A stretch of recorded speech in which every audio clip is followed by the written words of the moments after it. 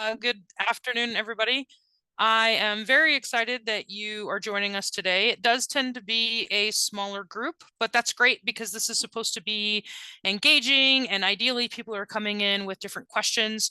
If you did not find the slides in the Discord channel and you would like those linked in the chat, please let us know. There's also a QR code on the bottom of the screen that I hope you can see. If I can get like a thumbs up, make sure everybody's able to see the screen that I'm sharing. Are you seeing that screen? Okay, perfect. Okay. Yeah, so we'll get through the slides. They're not very much, and then hopefully the slides will get some questions going if you haven't already come in with them. I will let you know, because we're talking about accessibly minded professionals, that when you are working on a slideshow, there are a few different ways to check things like contrast, and you may already know that. But I want to point out that on purpose, if you can see the square accents, or excuse me, the right angle accents that are on the slide. On this particular slide, these are purposefully not accessible. And the reason why I did that is to kind of highlight a point that a lot of times when we use templates and things like Google or Microsoft, they don't always check color contrast. And so your templates may not be accessible. So your students probably don't know that. I left these like this on purpose because if you're looking at it and that is not something that affects you, you don't necessarily have a way to know that.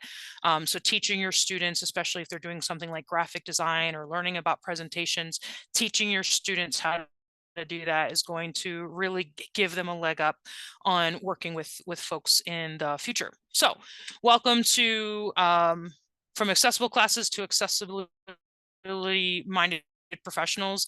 The title of this keeps going back and forth because accessibility minded professionals is the right way to say it, but also it's a mouthful. So I apologize that I did not get that changed on the first screen. A little bit about me. So I graduated actually from an alternative high school, and I was an older college student when I went. And I share this a little bit because, as you know, working in higher ed, our students are coming to our classes at different ages, different backgrounds, different experiences, different exposures.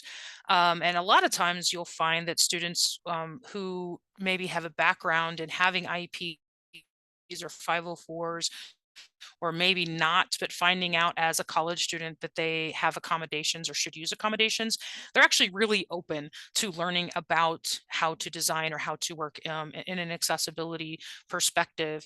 I do have two master's degrees. One is in student development and the other one is in education technology. I have taught everything from like kindergarten through high school, and then I've taught undergrad, graduate classes, both, well, not both, but online, in person, and hybrid. And as of yesterday, I've accepted a position as the Assistant Director of Assistive Technologies at Arapahoe Community College, which I'm really excited to get that started. A little bit more, I've lived overseas, lived in Pakistan and Thailand, as well as worked in those places. I've been part of a multicultural marriage. My kid is half Pakistani, and I've done all the jobs, not only just in higher ed, but in life. But in higher ed, I've worked everything from faculty development to teaching to student services. The most eye-opening job I've ever had, though, is refugee resettlement when I was living in Atlanta, Georgia.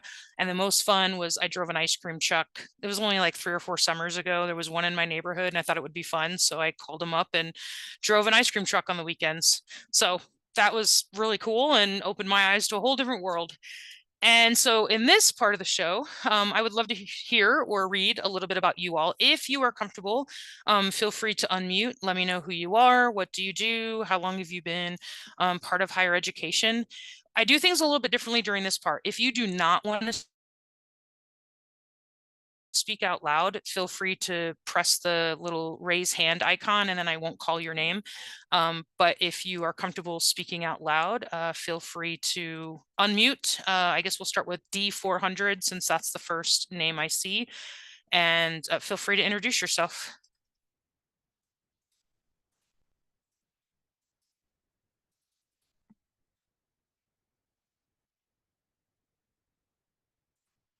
Okay, we'll give D400 a minute. Deanna?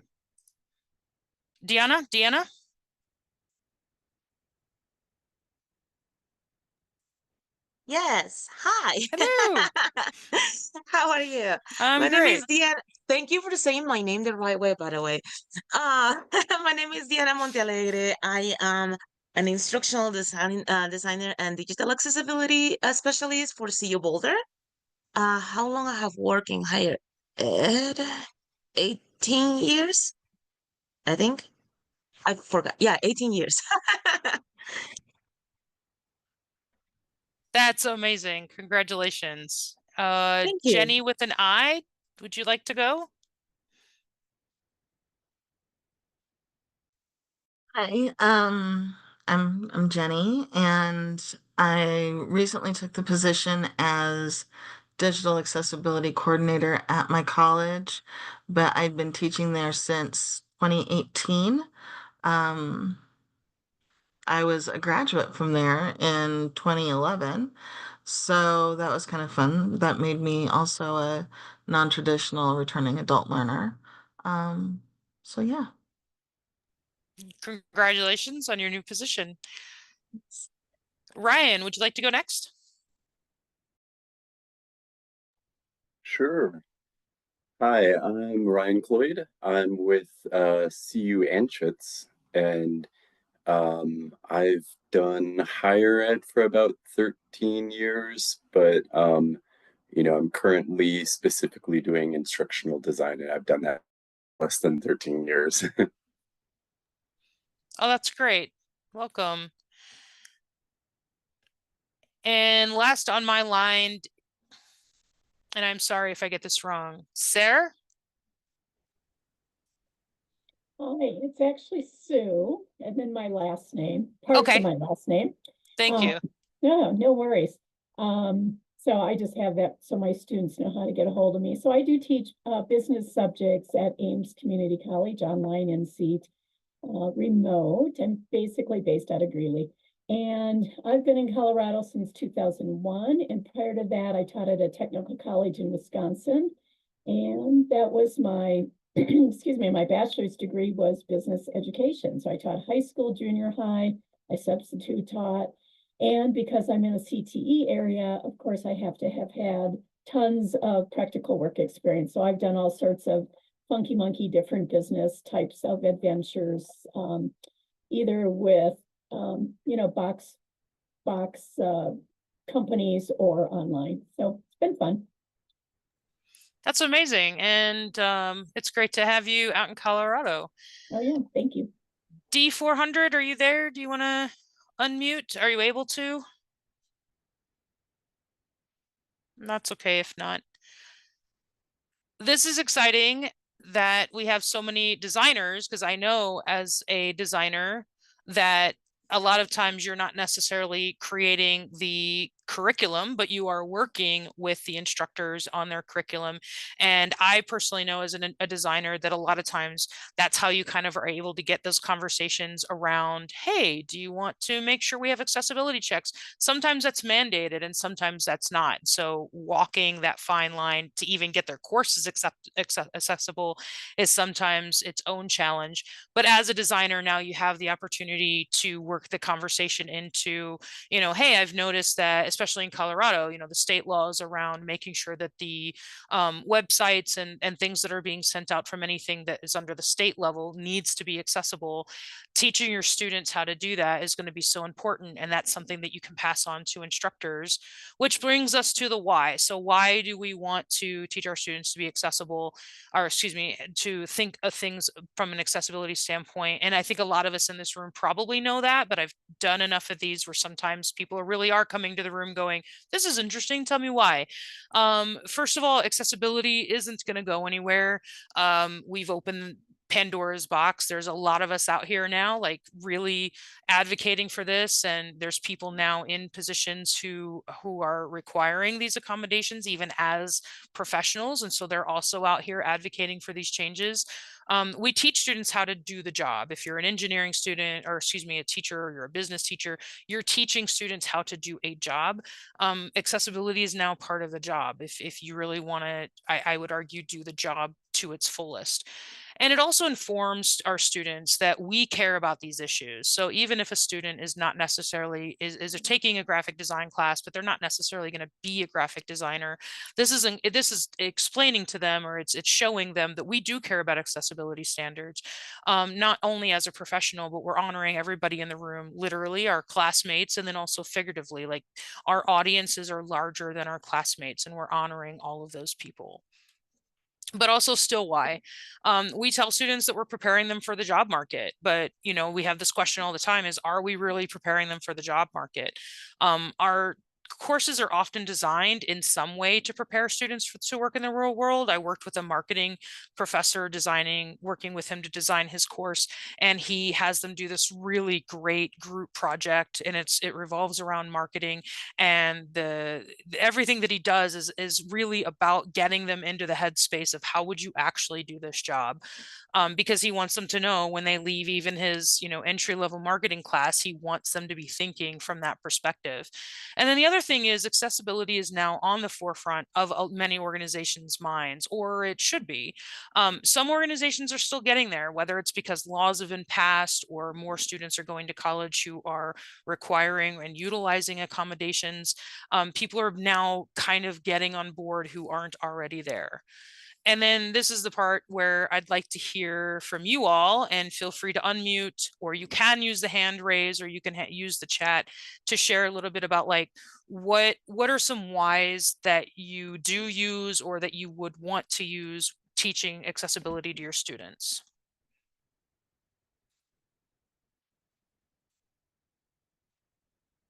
I'll jump in real quick. Yeah. I know one way we kind of want to teach it is it's a discussion we had earlier today is teaching that old phrase, teaching someone how to fish for themselves, and not you never want to be reliant on somebody else to have to do the work that's so critical. You want to be able to say that I can jump in, I can do it.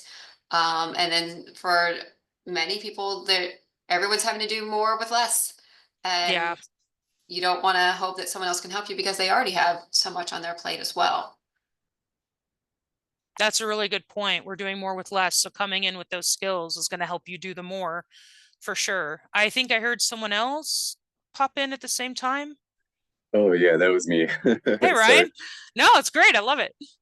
Yeah, as a part, so I work with the College of Nursing, and one of our accrediting bodies is kind of going through a big transition with new essentials, and kind of as a core part of nursing in general, being able to address diversity and accessibility among those clients is a huge component to nursing in general. So it's even just the smallest bits here and there with the course content is kind of helpful reminders that, you know, small elements that might not be an issue to one person might actually make a world of difference to someone else. For sure. For sure. Yeah. No, I love that. I love that accrediting bodies are also really starting to highlight that. Anybody else before we move on? All right, we'll head on to the next slide. So this is the how, and this is where you all come in. And a couple of you guys have already mentioned that, but I just kind of want to give an overview because I never know who's coming into the room. So this is everything, right? From gaming, graphic design, public relations, literacy, education, every subject area has a place for us to teach and develop accessibility-minded professionals. Just to give you some points about some things that I've been seeing and working with. This is all very, very new. This slide was updated a day and a half ago. So I'm now on Blue Sky, and I see a lot of people sharing a lot of different things, especially with the rally that happened last Saturday. And there were just tons of pictures being shared, even by organizations such as CNN and Netflix, and all these different organizations are posting on social media. They're not even using alt text themselves, and which is really, really disappointing because their audience is huge, right? I understand when a lot of just sort of your everyday man doesn't necessarily know about alt text, but it's really disappointing to see large organizations, especially professional communicators, not utilizing even just alt text, which in my world has become just everything gets alt text.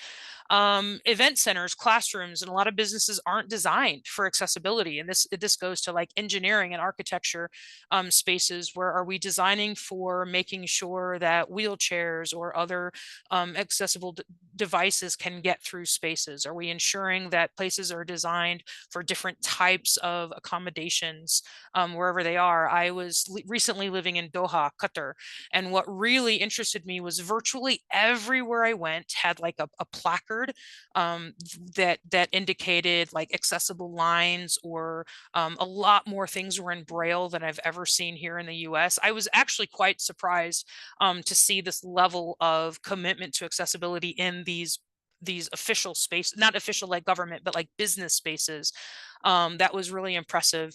And then even as simple as sharing slides. I remember when I was still on X and there was this huge debate going on in sort of the education space around sharing out slides before a conference or before a class, and the debate going back and forth. But really what it boils down to me is there's a lot of people who require slides in advance, either for screen reading purposes or for whatever reason. Sometimes it's better as a PDF because of contrast issues, and a lot of places just don't share that in advance, and that has really hindered a lot of engagement. I've been to all school events where the slides were not shared, even when they were requested, because folks were still working on the slide 30 seconds before the event.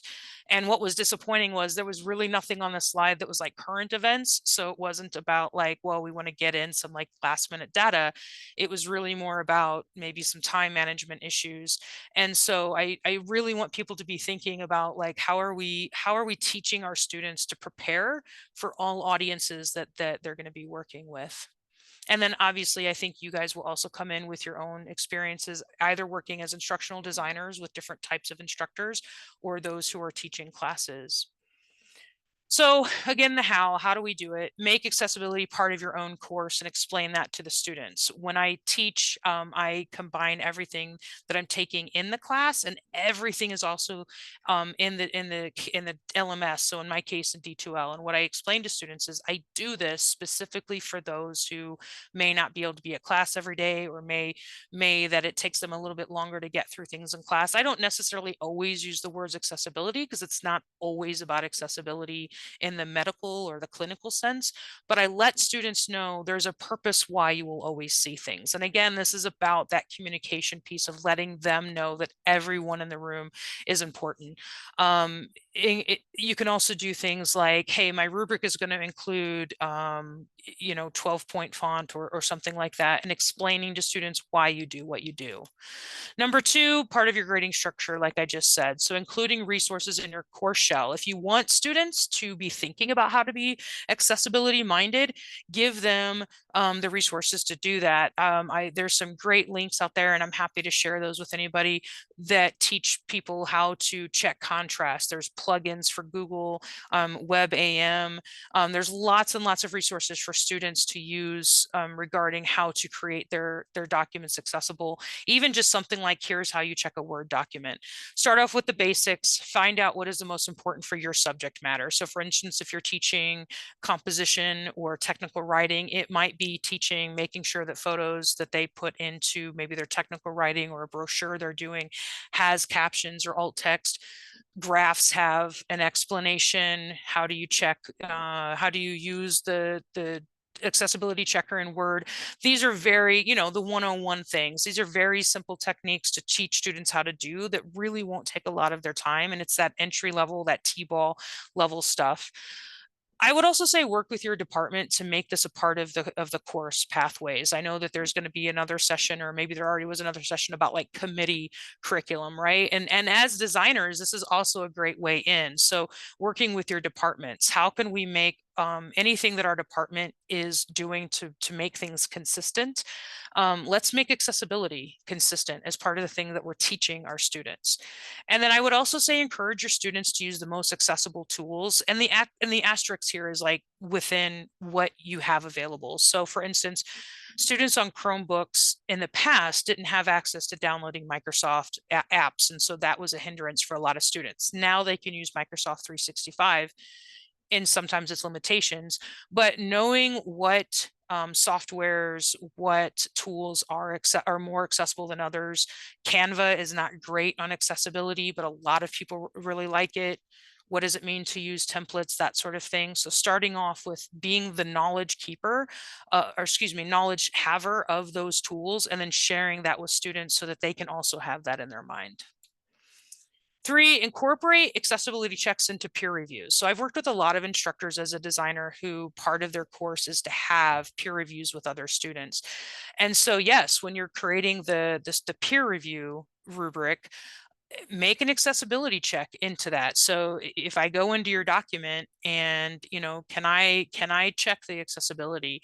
Can I see that you've checked the accessibility? Too many errors will tell me that you probably didn't.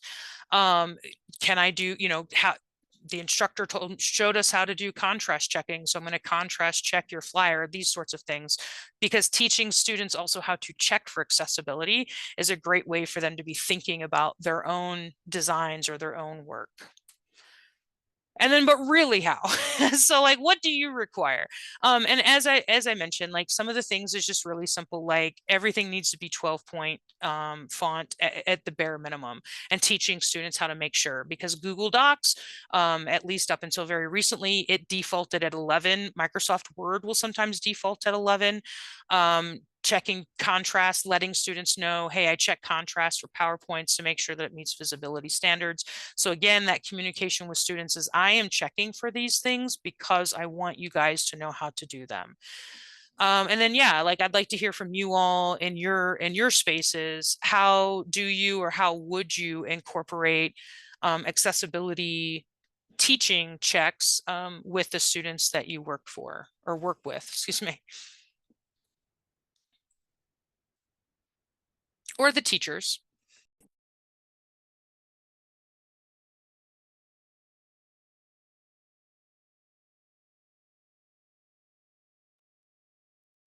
I'll kind of jump in and start with some of the conversation. The instructors that we're prepping to create their courses, we are really trying to get them to be thinking of accessibility. And so when they start their process with us, we have a large section. They're required to do a small course with us before they can start development. And we have a section on accessibility. And we do have an accessibility check that all of our courses have to go through as well. And we do our best to try to explain to instructors, this is why we're doing this. This is why you want to have this. This is why we have a standard set font. And yes, please, if you would change the font on these PowerPoints, and here's why we want you to do that. But I think a big change that happened recently was we're having them run the PowerPoint. Say part of this is you have to go through the review accessibility that PowerPoint has at the top. It's not all encompassing, but it at least starts making them think about, oh, never thought about that color contrast. Those colors looked fine to me. And to see that it's not, and it's been eye-opening for several of them. Yeah, absolutely. And that's why I make that title slide, right? Looks fine to probably, I'm not going to assume everybody in the room, but a lot of us in the room, it looks fine. Anybody else, like what are ways that you are, or you're thinking about now you could incorporate how to teach students accessibility within the work or the subject matter that you teach? Or the teachers that you work with?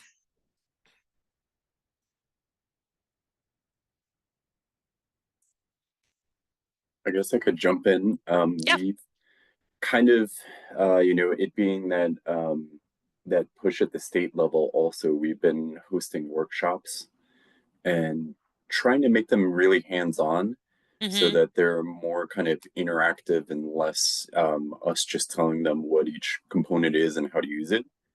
And that seems to have worked out pretty well, is just having kind of regular time that faculty can come meet with us either like in person or online. And then any of their questions, we can address, or just doing kind of one-on-ones with them.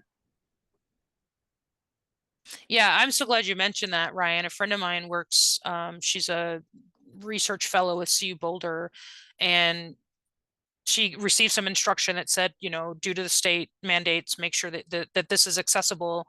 And she knows a little bit about it, but she texted me and she's like, do you know what the requirements are? And I, you know, I pointed her to the link that really doesn't give any specific requirements. And so without any training, as you mentioned, especially some hands-on training or like some people who are there to be available, it's even hard, right? She knows the basics of accessibility, but what does it mean for somebody else to think something is accessible? Is it really just the bare minimum, or are we going into, you know, some deeper stuff that requires additional tools? Like it's still a little bit murky, I think, in some spaces. Definitely. I forgot to add some background information too. So we've on our campus, we've gotten access to some resources that are really helpful. One of them is, let's see, Ally accessibility checker. Yes. And also, you know, Canvas has its own built-in accessibility checker, which is all right. But the Ally one really points out different like files and objects in varying course content that the Canvas one can't address. And then we've also gotten access to Census Access. We have a lot of faculty that use PDFs that are generally not OCR.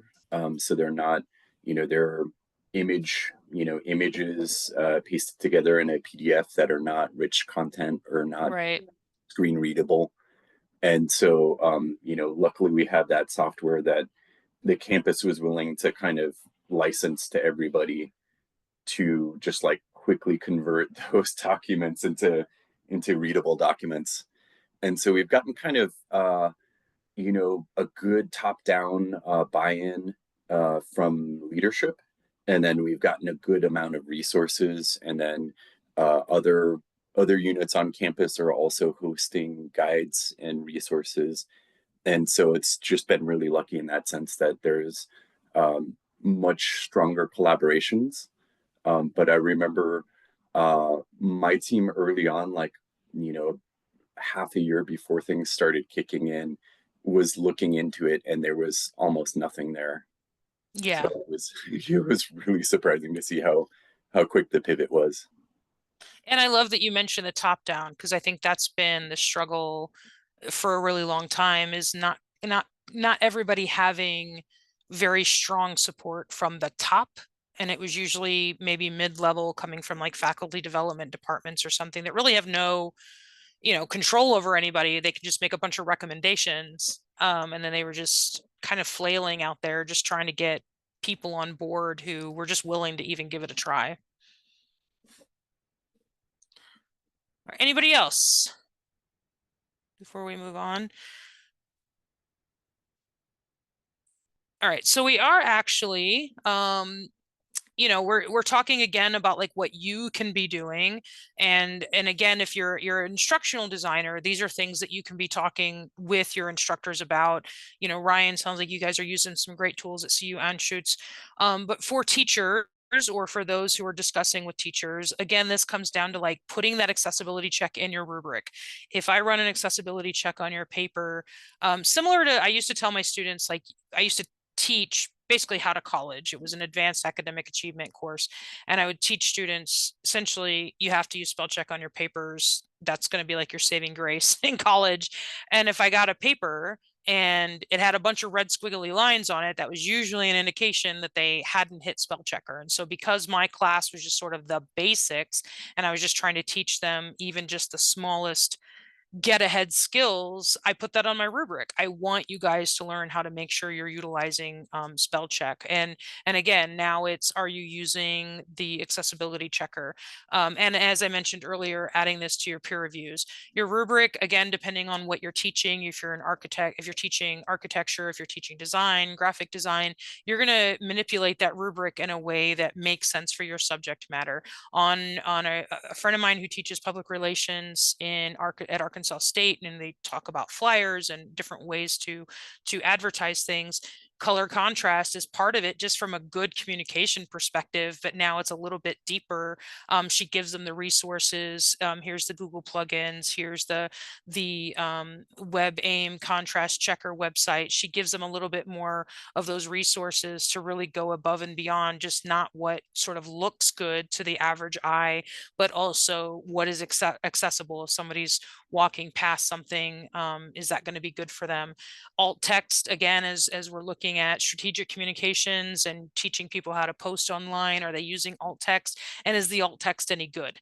And that's something that a lot of people are still wading in the waters to do.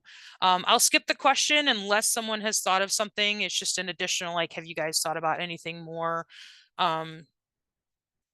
since the last open door? I'll give you guys a minute if anybody's thought about anything that they would add specifically to what they work with. Okay. So this is typically what we do. This is more of kind of like a workshop style. This is where we would, as a group, if we were in person, maybe get together, or just in a virtual site, just unmute and start talking. This is where I'd like you to consider, what is something that you do for your class or for the courses that you design? What is something that you do and that you would be willing to share with the group that might, you know, inspire someone else? I don't teach everything. I've only spoken to, you know, so many people and so many subject matters about how they do this. So I'm sure that somebody in the room has an idea that hasn't been discussed yet. And then thinking about, like, also maybe now that we've had these conversations, what is something that you might want to add to your class or to your module or to your rubric? When I was in my education technology program, I took a gaming class and we had to review these different games and different simulations every week. Like, you just picked one and reviewed it. And I very quickly learned there was never a space on there to check if it was accessible. And this was, I mean, this was a known university. It wasn't like a small school somewhere in the middle of nowhere. So I was really surprised by this. And I did an accessibility check, and, you know, here are the things that don't work for this game if you're trying to, like, teach K through 12 instructors to use gaming in their classes. And the instructor sent me an email, and I never mentioned it, like, why don't you have this? But after including it, and week after week after week, the instructor sent me an email and said, I noticed that you did this and I think this is really cool, and I, you know, can't believe that this wasn't part of the course, and so now I'm adding this to every review that people do. And that's not to say I'm special. I just happened to be working with my mentor at the time, and so it was like very fresh on my mind, like everything should be checked for accessibility.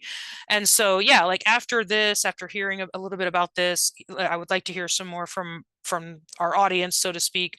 I'd like you to think about, like, what can you be adding to your work, I'll say, since we have both teachers and designers in the room.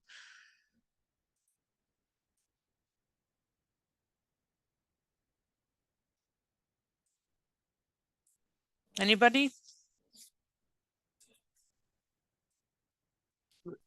I really like that idea of adding it to rubrics. But of course, you know, depending on, you know, for the students, you've got to now set them up for success, you know, providing maybe in that introduction module or on the homepage, a link to, we do care about accessibility. Here's a page, I want you to view it. This is why I care about accessibility, giving all that background and that setup, because again, that's part of it, I think, as well. Going through this module, go through, can you see this? And even create for those students who can typically see, like, oh, that blue and greens, that's not an issue. Well, there are even some, even if you have great vision, like a hot pink on an orange background, that's not for almost everyone. That's going to cause some issues. And really kind of walking them through why this matters, and that you might have peers in here that can't, and really giving that background and that shaping around it and why we care so much. And then saying, I am going to assess you on this, on your ability to check that you did this. And as I said in the comment there in the chat, talking to our instructors, that they can't learn how to do it. Yes, they can. They've learned how to use all these other tools, and this should just be a standard process that they start getting used to, and setting them up for success. Yeah, I agree. And telling them the why, I think, is really important, especially college students want to know this. And 9 times out of the 10, they want to know, how's this going to help me in the real world, right? Isn't that the question that a lot of us get from our from our students is, why am I doing this silly assignment or this stupid assignment? And then you kind of have to remind them, like, this is literally preparing you for what you're going to be doing, in your next job or something like that, for sure. Does anybody do this already? Does anybody already teach even like some basic accessibility perspectives in the work that they do?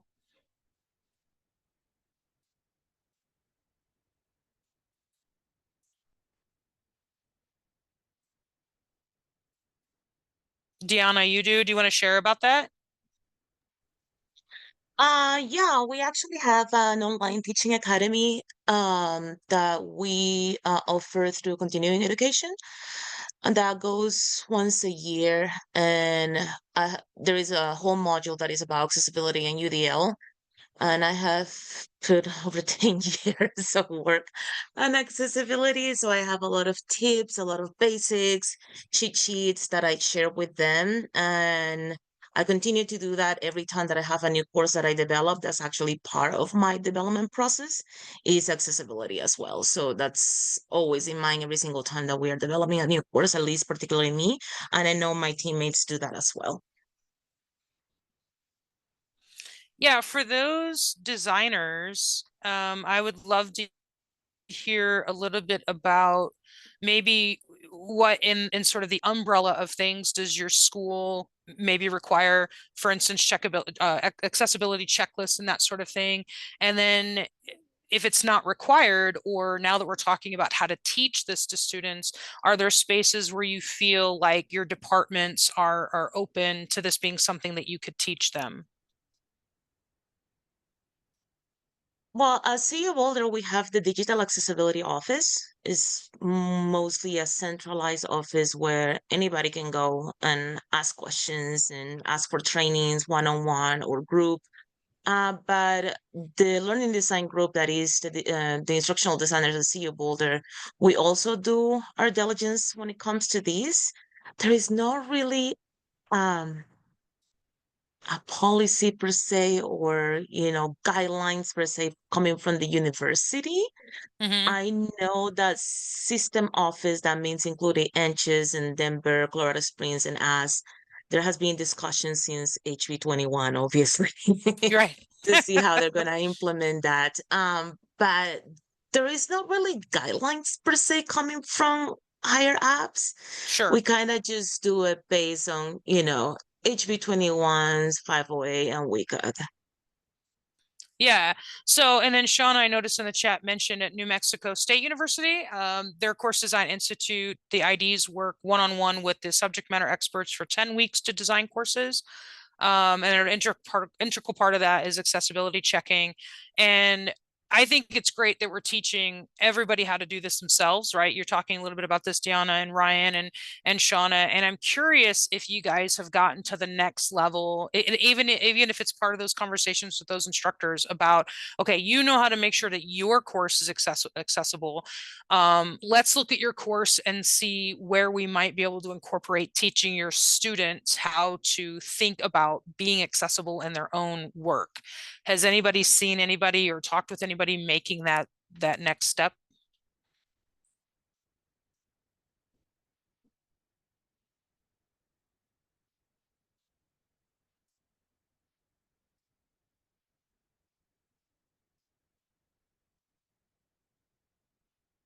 Unfortunately, I think the silence means no. Can you pitch Oops. the question again? Sorry. Yeah, so no, it's fine. I think that and Shauna answered no in the text. Thank you for that, Shauna. That's the question really is going beyond. We're teaching our teachers to make sure their course is accessible, right? So we're looking at captions, we're looking at their own course design, we're teaching them how to check their own documents for accessibility. I was curious if anybody in their spaces has seen any movement into the next step of, hey, this is great, you're now like accessibility 101 expert, you know how to make sure your course is accessible. Let's talk about now the next step of teaching your students how to make sure that their work or their projects are accessible.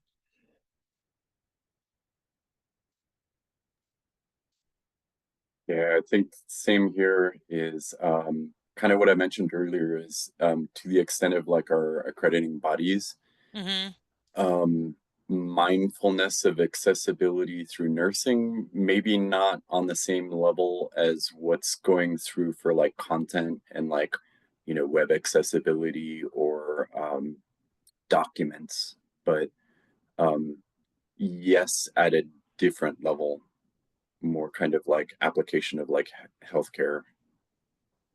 But I think that that would be a good place for us, definitely, because if you're interacting with patients that might be like colorblind or have some sort of, like hearing disability or, that those concerns, everything that's here that we're teaching our instructors would be just as useful for those students.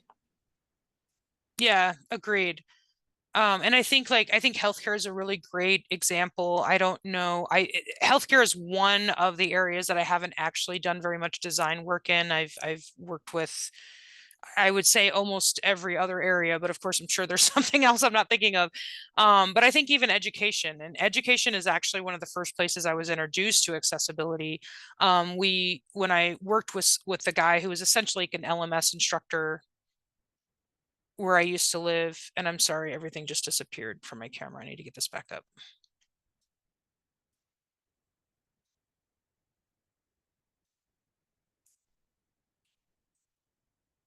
Am I still on the call? You are. We can still Okay, hear I you. can't find it. Zoom has disappeared from my computer and it's telling me the app is no longer supported. I'm going to keep talking, but I cannot see you guys anymore. Okay. I'll let you know if So anything goes I wonky. appreciate that. But yeah, so in K through 12 education curriculum teaching, we talk a lot about like incorporating gaming, and a lot of software companies are now an integral part of the tablets that students use. I've been actually subbing in K through 12 schools, and every class I've been in, there's at least 3 or 4 sections of the day where they're on iReady or they're playing some math game or some reading game, which is amazing. But the really important thing is, are we on the education side? Are we checking these and teaching teachers how to, check for accessibility? Theoretically, our districts have, but I know that doesn't always happen to be the case. Or if you're teaching someone to be teaching in higher levels where there's a little bit more freedom of, yeah, we're going to do this software web-based game, how to teach the teacher to make sure that that game is accessible. But then beyond that, if you're teaching students to do something, then hey students, here's how you check to make sure that this game is accessible. And if it's not, then how to have that conversation in a class to check, does anybody, do I have anybody that's colorblind in this class? When I was working with a peer mentor at a community college, at the beginning of every semester, they would send out, the survey that's like, and they would ask questions. And one of the questions would be, do you have any color blindness? And that was because they did a lot of writing on the whiteboard, and they wanted to make sure that if they were using certain colors specifically for specific reasons, that they picked colors that everyone could see properly, so that like the point wasn't missed if the color was important to the point. But again, going back to the conversation of, hey guys, I send this out and I ask this question because it helps me to serve you. I want you guys, when you're doing group work or when you're thinking about a presentation for your next class, I want you to incorporate these questions or be thinking about these things as you're moving forward. Real quick, we have probably about 5 minutes left. Yeah. So yeah, I would love to hear from you guys. Any last thoughts, any questions in the room, any concerns that you have about any of this?